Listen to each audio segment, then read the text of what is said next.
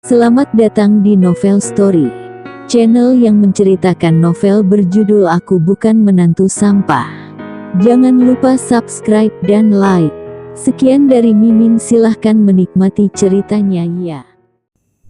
Aku Bukan Menantu Sampah, bab 625 mengait orang kaya.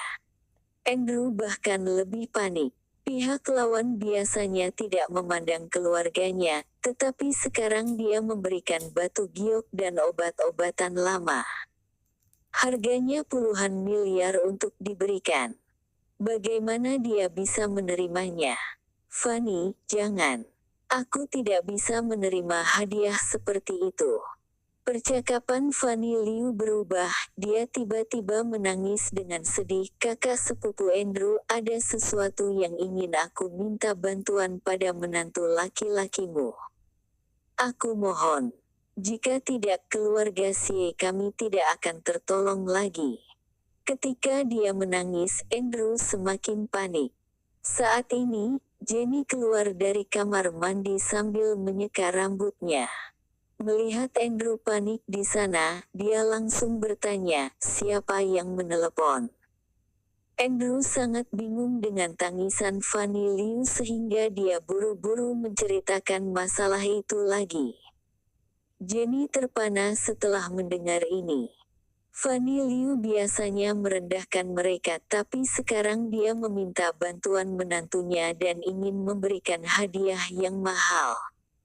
Mendengar bahwa hadiah itu bernilai puluhan juta, mata Jenny menjadi datar, dia tidak bisa memperdulikan hal lain, dan dengan cepat merebut telepon.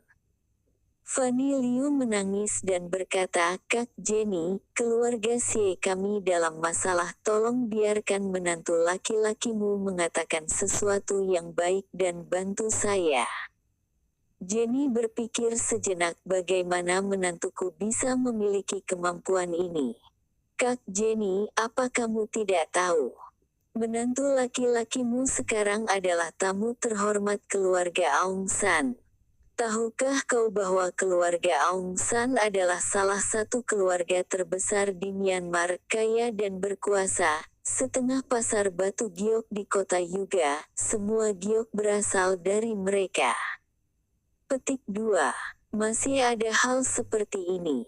Jenny setengah mati karena terkejut, hampir keluar dari matanya. Manusia sampah ini. Ternyata masih ada kemampuan seperti itu. Mengait orang yang begitu kaya. Jenny tidak peduli begitu banyak ketika dia mendengar bahwa menantu laki-lakinya mendekati orang kaya itu, dia langsung bersemangat. Mereka akan menjadi kaya. Fanny Liu merendah di telepon, tetapi Jenny menjadi sombong dan berkata dengan merendahkan, Fanny, apa yang kamu ingin menantuku bantu? Menantuku sangat sibuk, mungkin dia tidak bisa membantu. Kak Jenny, selama Rocky bersedia mengatakan beberapa hal baik, keluarga Si kami pasti akan memberimu hadiah mahal lagi. Kamu akan menjadi penolong bagi keluargaku. Kalau itu, aku akan memikirkannya.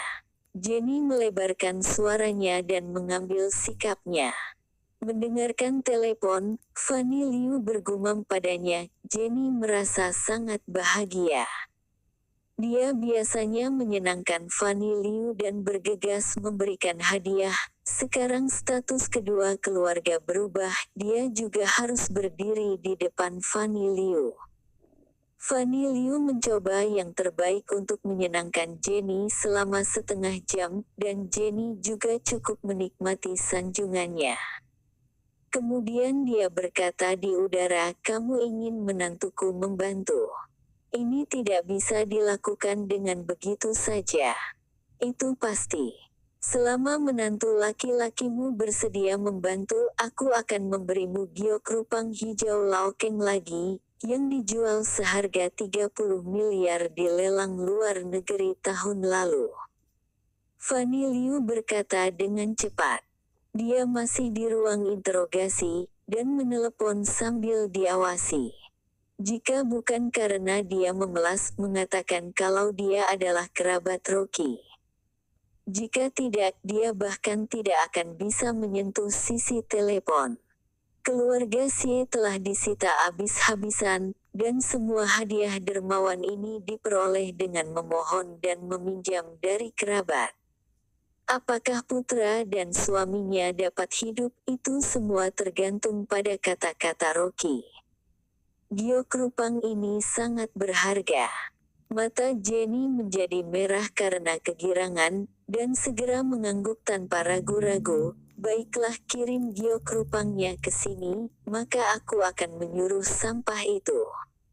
Setelah mengatakan ini, Jenny tiba-tiba teringat identitasnya, dan segera mengudara lagi, dan berkata tanpa tergesa-gesa, baiklah, karena melihatmu adalah seorang kerabat, aku akan meminta menantuku untuk membantumu.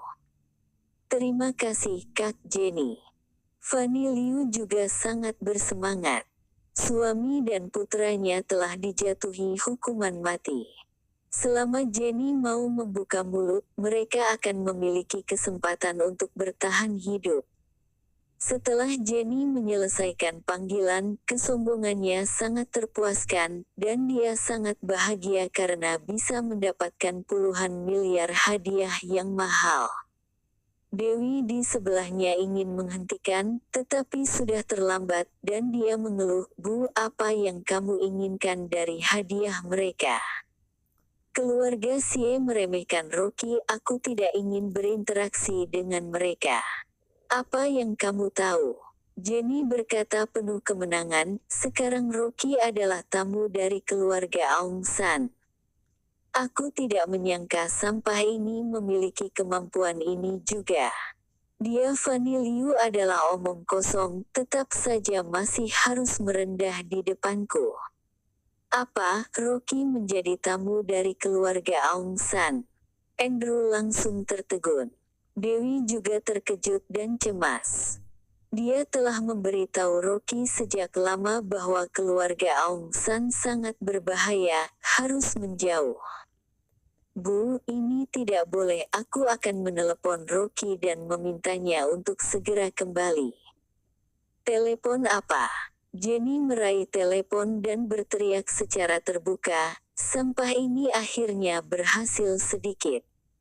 Aku akhirnya bisa mengangkat alis di depan Fanny Liu. Apakah kamu masih ingin keluarga kita seperti sebelumnya, menyanjung keluarga Xie? Petik 2. Dewi dengan tegas berkata, Bu, kami tidak perlu berbicara dengan keluarga Xie, berikan saya teleponnya, dan saya akan meminta Rocky kembali. Dia lebih khawatir tentang keselamatan suaminya daripada tentang kemakmuran dan kekayaan. Aku akan menelepon Rocky dulu dan memintanya untuk kembali. Jenny takut Dewi akan mengacaukan rencananya, jadi dia berpura-pura setuju dulu dan masuk dengan ponsel Dewi. Bagaimana dia bisa melepaskan kesempatan bagus untuk menghasilkan uang ini? Berdiri di tempat latihan, Rocky mengajari para anggota satu set metode mental dasar dan memerintahkan mereka untuk meditasi di lapangan. Metode mental ini hanya dapat dianggap sebagai metode mental tingkat rendah dalam Nine Grand Heavenly Scriptures, tetapi orang biasa menggunakannya untuk kultivasi dan manfaat yang tak terbatas. Saat ini ada getaran dari ponselnya.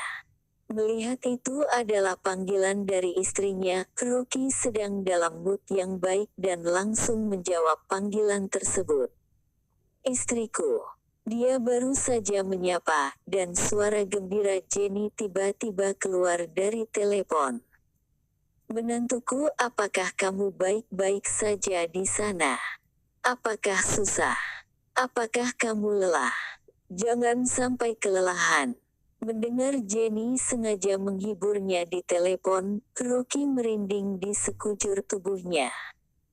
Tiba-tiba begitu sopan, pasti ada yang tidak beres. Jenny meremas suaranya, berpura-pura prihatin, menantu laki-laki, kamu harus memperhatikan tubuhmu. Apakah kamu terbiasa makan di sana? Ibu akan membuatkanmu kue dan mengirimkannya kepadamu. Rocky langsung menyela, Bu, bicarakan saja jika ada yang harus dibicarakan. Ada yang harus aku kerjakan di sini. Oh, baiklah. Jenny menyeringai, dan langsung masuk ke intinya, mengatakan kepadanya apa yang telah dipercayakan Fanny Liu, dan memintanya untuk membantu menengahi. Tidak tahu masalah apa yang diperbuat keluarga Tante Fanny. Dia mengatakan bahwa kamu adalah tamu keluarga Aung San dan ingin kamu mengatakan beberapa hal baik. Sama-sama adalah kerabat, jadi kalau bisa kamu bantulah dia. Rocky mengerutkan kening saat mendengarnya. Menurut pendapatnya, keluarga Xie layak mendapatkannya, tetapi Fanny Liu secara tak terduga memohon kepada Jenny. Rocky menolak, Bu, aku tidak perlu membantu keluarga Xie. Jenny menyeringai dan berpura-pura menyeka air matanya, menantu laki-laki, seperti kata pepatah, mematahkan tulang dan menyambung otot. Bagaimanapun juga Fanny adalah kerabat keluarga Liu. Jika kamu tidak membantu, dan terdengar ke lingkaran pertemanan keluarga Liu. Setelah menyebar, bagaimana ayahmu menjelaskannya? Petik 2. Aku bukan menantu sampah, bab 626 mengambil keuntungan. Ayahmu berstatus rendah di keluarga Liu. Ini adalah kesempatan bagus untuk menaikkan martabat keluarga Liu kita. Kamu bisa membantu kerabatmu. Selain itu, ibuku juga sudah menerima hadiah Tante Fanny, tidak mungkin dikembalikan. Jenny menangis di telepon, menangis dan membuat keributan.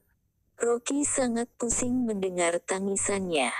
Pasti Jenny melihat uang itu hingga matanya terbuka dan menerima uang dari keluarga Xie.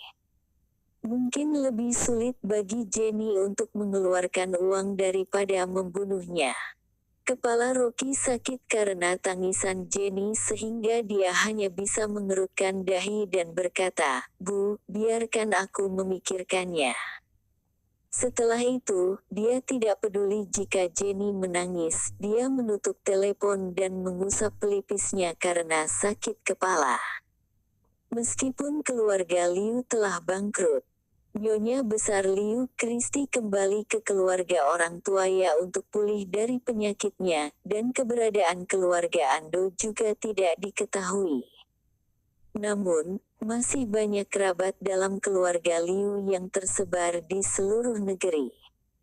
Jika masalah Fanny Liu terdengar di antara kerabat keluarga Liu, dikhawatirkan muka mertuanya tidak dapat dipertahankan. Memikirkan hal ini, Rocky mengangkat telepon dan menelepon Aung Kris. Tuan muda Kris, apa rencanamu dengan keluarga Xie? Ini. Aung Kris ragu-ragu, dia juga pusing. Awalnya, menurut aturan keluarga Xie akan dijatuhi hukuman mati dan kemudian menyita rumah mereka. Tetapi Fanny Liu adalah tantenya Rocky. Bagaimana bisa dia dengan mudah menjatuhkan hukuman mati? Dia sedang memusingkan hal ini. Saat Rocky menelepon Aung Kris sekalian saja dan bertanya dengan hormat, Tuan Rocky, bagaimana menurutmu? Dosa besar diampuni, tapi dosa yang hidup tidak bisa lepas. Baiklah, sesuai seperti yang Tuan Rocky katakan saja.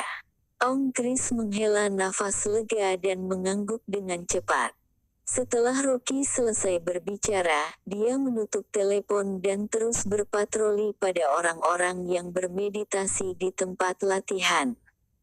Para anggota yang bermeditasi di tempat latihan semua mendengar kata-kata Rocky dan terkejut. Ferry Xie berkolusi dengan Madame Red dan menanam bom di Kolosseum yang telah menyebar. Menurut aturan keluarga ini adalah kejahatan besar dan hukumannya mati. Tidak ada berhasil menengahi. Hal yang sama terjadi sebelumnya. Putra pelaku memiliki hubungan yang baik dengan Aung Miko, jadi dia meminta Aung Miko untuk menengahi, berharap dapat meninggalkan penerus untuk keluarga. Akibatnya, begitu Aung Miko membuka mulutnya, dia langsung dipukul dan diusir keluar oleh ayahnya, dan diperintahkan untuk dikurung selama 15 hari. Sejak itu, tidak ada yang berani menjadi perantara. Tapi Rocky hanyalah melakukan panggilan telepon, beberapa kata ringan, tiba-tiba memutuskan nasib keluarga Xie. Keluarga Aung San bahkan tidak memiliki satupun keberatan, biarkan Rocky mengaturnya. Ini cukup untuk melihat posisi Rocky di keluarga Aung San. Banyak anggota tim ketakutan, dan hawa dingin merambat ke punggung mereka. Untunglah, mereka tidak mengikuti Ferry Xie dan bertarung melawan Rocky. Jika tidak, berdasarkan kekuatan Rocky cukup dengan ucapan, maka keluarga mereka bisa dimusnahkan. Ricky Zhao menghela nafas dalam hatinya saat bermeditasi. Hanya dapat dikatakan bahwa Ferry Xie terlalu bodoh. Jelas-jelas ada kerabat yang sangat kuat yang dapat membuat keluarga Xie naik ke langit dalam satu langkah, tetapi dia malah mencari mati. Ketika keluarga Xie runtuh, kehancurannya dihancurkan oleh kata bodoh. Setelah 7 hari bermeditasi, Rocky sekali lagi memberi semua orang anggur rumput ungu, dan kemudian mulai mengajari mereka satu set teknik tinju.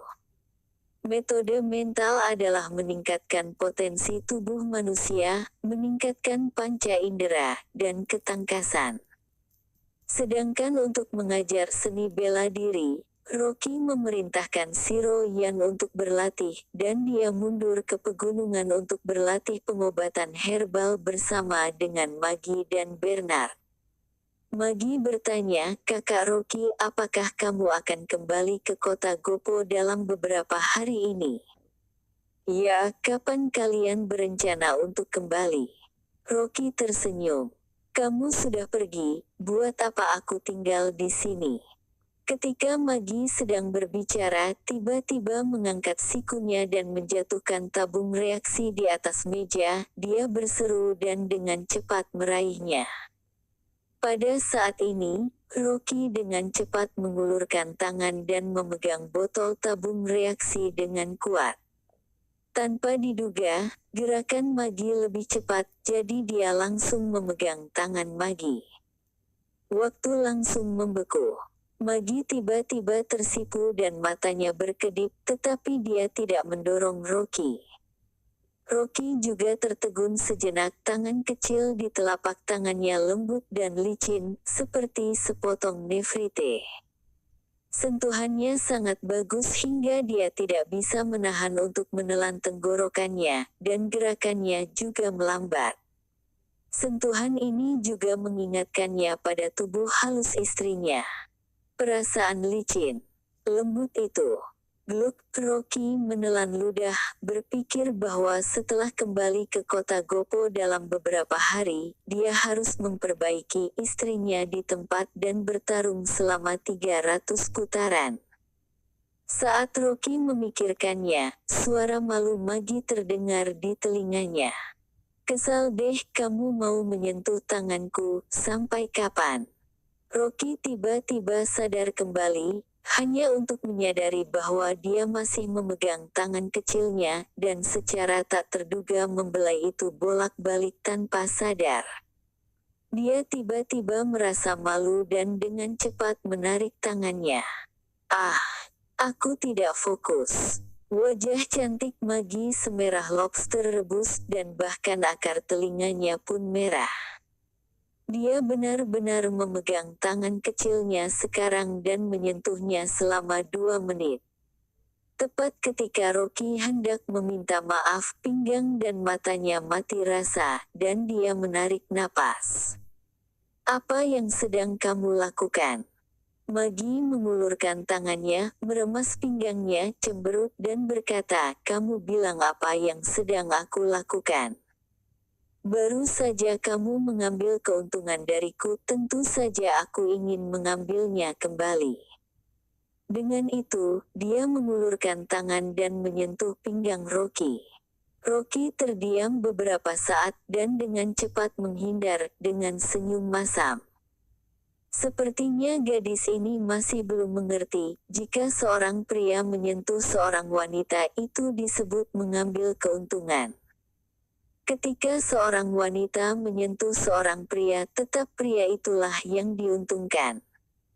Maggie membuka tangannya dari kiri ke kanan, dan sepasang tangan Nefertiti mencubit pinggang Rocky secara acak. Dia mencubit dan berteriak dengan percaya diri. Lihat apa kamu masih berani mengambil keuntungan dariku. Ada banyak tabung reaksi berisi obat-obatan di atas meja.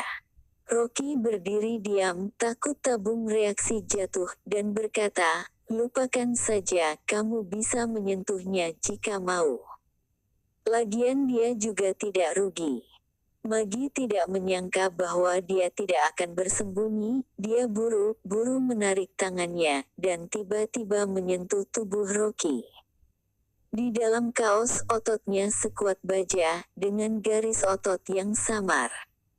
Apakah ada sekeras itu? Maggie tercengang, dan tanpa sadar mencolek 2 kali.